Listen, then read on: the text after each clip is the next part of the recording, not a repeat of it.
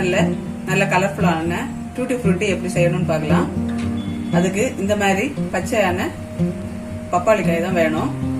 இதை நம்ம நல்லா தோல் சீவி பொடி பொடியா கட் பண்ணி எடுக்கலாம்.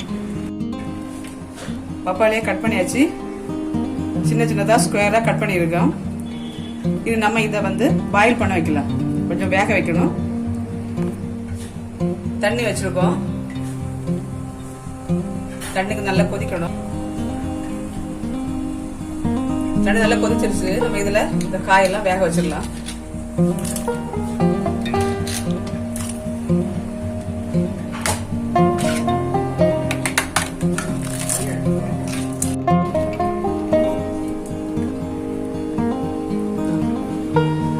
to 7 minutes வெந்தா போதும். நல்ல வெந்து குழைய தேவையில்லை.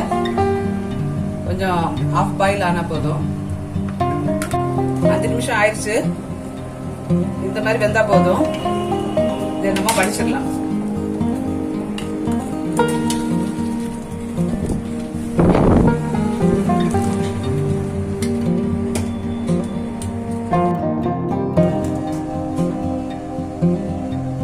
அடுத்து நம்ம சுகர் சிரப் பண்ணலாம்.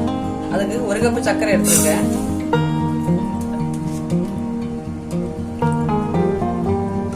ஒரு கப்பு தண்ணி ஊத்திக்கலாம். சர்க்கரை நல்லா மெல்ட் ஆகட்டும். கொஞ்சம் கொதிக்கணும். சர்க்கரை நல்லா கொதிக்குது. நம்ம இதுல வேக வச்ச பப்பாளி காயை சேர்த்துடலாம்.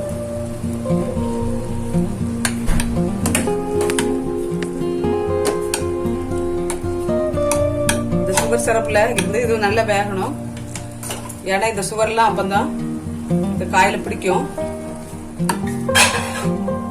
நல்லா கொதிக்கணும். சுகர் சிரப்லாம் நல்ல பப்பாயில நல்லா ஊறிடுச்சு. நம்ம இதுல கொஞ்சமா வெண்ணிலா எசன்ஸ் கொஞ்சம் ஊத்திக்கலாம்.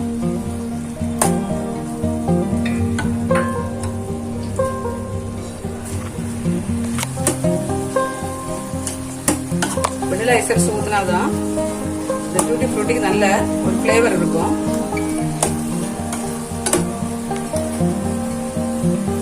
கடையில் வாங்குற ஃபிளேவர் அப்படியே உங்களுக்கு இருக்கும். ஸ்டவ் ஆஃப் பண்ணிடலாம். இந்த டூட்டி ஃப்ரூட்டியை 3 பவுல்ல போட்டுக்கிறேன்.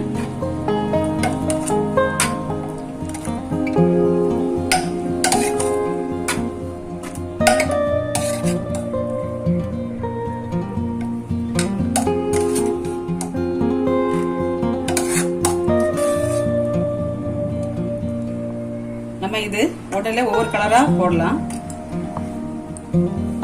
ஃபர்ஸ்ட்ல கொஞ்சம் ரெட் கலர் போடுறேன். மிக்ஸ் பண்ணிடலாம்.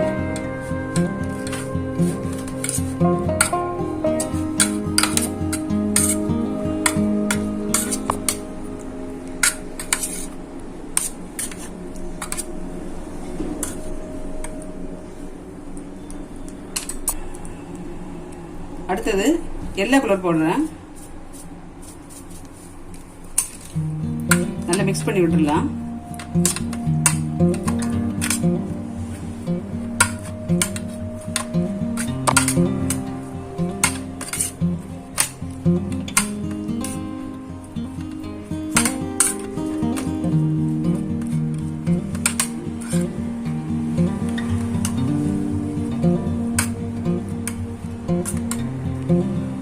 அடுத்து orange colour kesari powder mix பண்ணிக்கலாம்.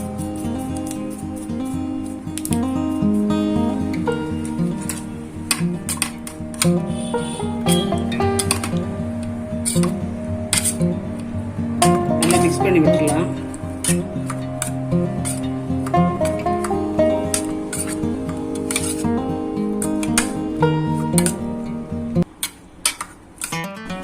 மூணு கலரும் மிக்ஸ் பண்ணிட்டோம். இது நம்ம ஒரு 15 நிமிஷம் அப்படியே வச்சிருக்கலாம். வச்சுட்டு அப்புறமாட்டு ஒரு இதில் போட்டு காய வைக்கணும். ஊற வச்ச டூட்டி ஃப்ரூட்டியை நம்ம இதில் போட்டு காய வச்சிடலாம்.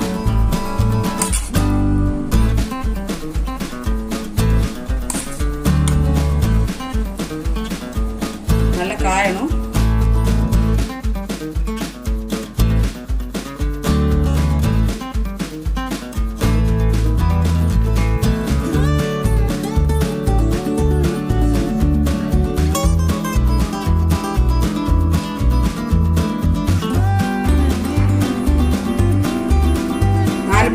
ஆயிடுச்சு. இப்போ டூட்டி ஃப்ரூட்டி எல்லாம் நல்லா ட்ரை ஆயிடுச்சு. நம்ம இது கேசரி பண்ணும்போதும் கேக் பண்ணும்போதெல்லாம் நம்ம மிக்ஸ் பண்ணி யூஸ் பண்ணிக்கலாம். ரொம்ப நல்லா கலர்ஃபுல்லாக நல்லா பார்க்க நல்லா அழகாக இருக்கும். இது எல்லாம் ஒன்றா ஒரு பவுலில் போட்டு நம்ம மிக்ஸ் பண்ணிக்கலாம்.